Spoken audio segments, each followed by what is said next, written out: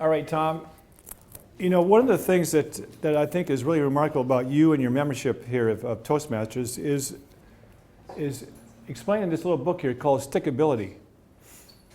Now, this is a book that was written by a gentleman appointed by Napoleon Hill Foundation, because Napoleon Hill, who, by the way, wrote Think and Grow Rich, and he was a member of Toastmasters.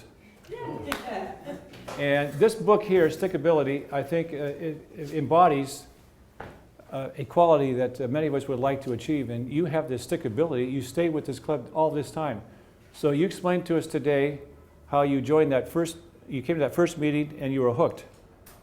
How many times did it occur to you during the 52 years you've been a member, well, you know, I don't think maybe I want to get up, or I don't want to go to the meeting, maybe I'll quit, I've learned enough.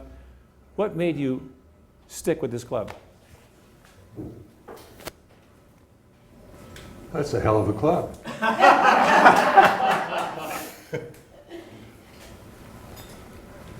I got Scottish heritage, Henderson, come from the Highlands. So I tend to have that Scottish adhesiveness, stick to it. Had the same wife for, I think, 55 years. Had the same legal secretary for 35 years. Played oboe in the same community orchestra for 40 years. I like stability and long-term relationships. Your house. And I think that if you stick with something, you will see benefits that perhaps you didn't see at first, that have been there all along. It just takes a while to realize, like living in Newport Beach, I said in my speech, it's the best place in the world.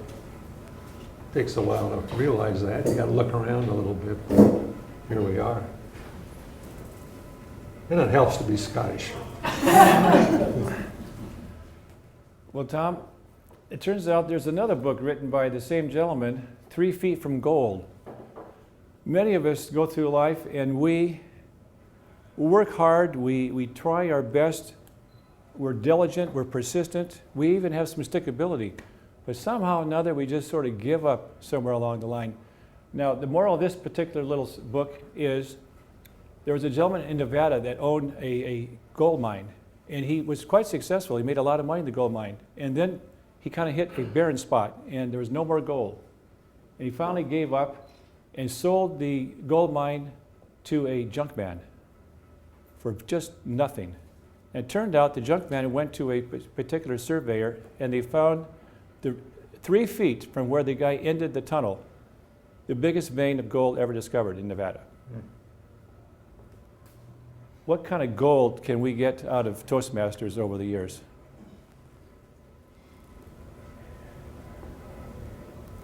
I can speak to what's happened to me, and I think it probably would apply to most. You, of course, get to be a better speaker, because the way to become a good speaker is to give a lot of speeches. The way to become a good chess player is to play a lot of chess. The way to become a good miler is to run a lot of miles.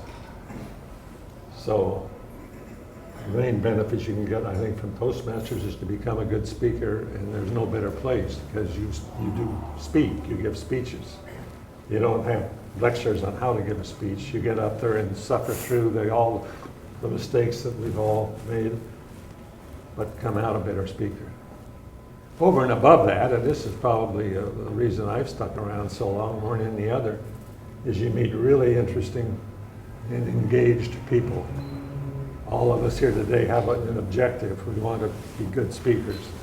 And somehow when you can get with a group that has the same focus and that's moving forward, it's just a lot more self-satisfaction than if you're doing something alone. If you're part of a group, something that is far greater than any one individual person, it's moving towards an objective. It's nice to be a part of that kind of group.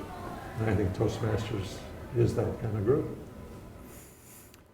Very good, Tom. When you got out of law school, you joined a firm, I believe it. You joined a firm. What happened in your career that you decided to become a sole proprietor and an entrepreneur and be in business for yourself? And how'd that come about? Well, I was happy to be a member of a firm for a few years because you need the mentors to teach you how to practice law. But after a while, I decided, hey, I'd kind of like to go out on my own, be able to call my own shots, be able to sink or swim on your own, where you don't have to rely on anybody else really, and you have no excuses other than yourself if things don't work out. So it was chancy, you had to stick your neck out a bit. But fortunately it worked, and I'm very glad I did that. You have to size up what the situation is at the time. At the time, I think the environment was right for me to go out on my own and practice law, which I did for 45 years. Today, who knows? Maybe I'd be a veterinarian. Many of us here at Toastmasters, one of the reasons we come to this club is to actually be a better speaker, of course, but we want to be more successful. You are the epitome of success here in Newport Beach. One of the things that you've proven is stickability and longevity really pay off. And there's a couple of things I think anybody who's going to be successful realizes. You really can't be in debt a lot. So debt-free is really important. And there's a book here, Power of Being Debt-Free. And I know Tom's debt-free. I don't think you've ever owed a penny in your life, have you, Tom, except mortgage? So that's pretty important. But there's a couple qualities that a lot of people don't understand that are in this book here, Next Door, The Millionaire Next Door. Many people become successful for a lot of different reasons, and Tom has mentioned some of them today. His stickability, he stays in one place. He's been in business in the same location, basically, for all these years. Can you give a couple pointers to some of us, Tom, about being successful?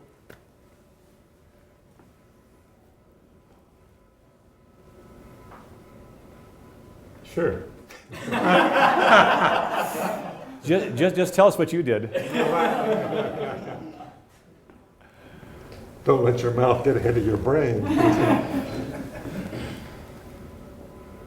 I've seen quite a few successful people in my 79 years. I think one universal attribute is honesty and trustworthiness. Nothing will kill a career or a personal relationship or anything faster than dishonesty or deceit. On the other hand, nothing will, in the long run, get you more clients, get you more friends than absolute honesty. I sort of cringe at looking at the talking heads now on the political spectrum TV. It's all blame, and I didn't do it wrong, and this person is just. If you do something wrong, stand up and admit it, take the heat, but get the cow out of the ditch. Be honest, be straightforward, be hardworking, stick with Toastmasters, go through your manuals, you'll be the better for it. Okay, we have an award acknowledgement proclamation for you, Tom. Wow. And I'm going to read it to everybody. I have my glasses.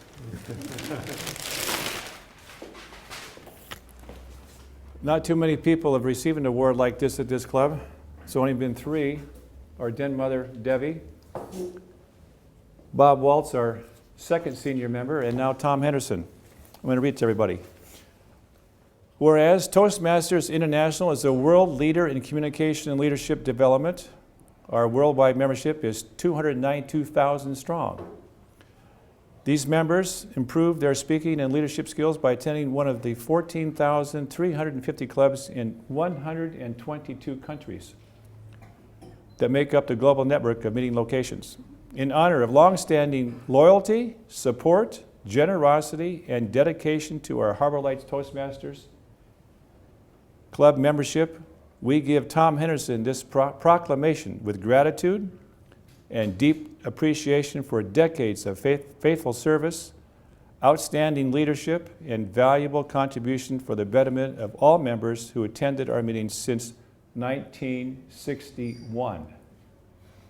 Whereas Tom Henderson, since joining Toastmasters International and HarborLites Toastmasters in 1961, has been an active, loyal, and distinguished Toastmaster with an outstanding history of professional and civic leadership.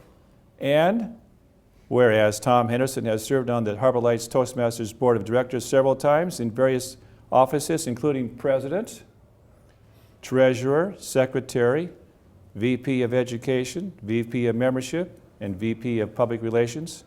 And whereas Tom Henderson has devoted countless hours serving, mentoring, and greeting more than 1,000 guests. And whereas Tom Henderson's professional commitment is exemplified by these 52 years of continuously paying 624 months of dues, by attending more than 2,000 meetings, by delivering hundreds of speeches, and participating in nearly 2,000 table topics. And therefore, let it be declared on this 14th day of November in the year of our Lord 2013, HarborLites Toastmasters salutes Tom Henderson on his farewell meeting for his stickability in advancing the goals and principles of Toastmasters. We acknowledge Tom's exemplary record, which has earned him the greatest respect and sincere admiration of his fellow HarborLites Toastmasters. Please congratulate Tom.